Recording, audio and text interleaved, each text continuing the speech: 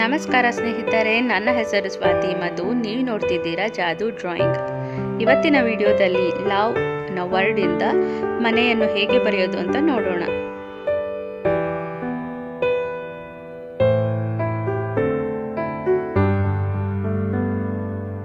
ನೀವಿನ್ನ marker, paper, pencil ತಗೊಂಡಿಲ್ಲ ಅಂದ್ರೆ ಈಗಲೇ ತಗೊಳ್ಳಿ.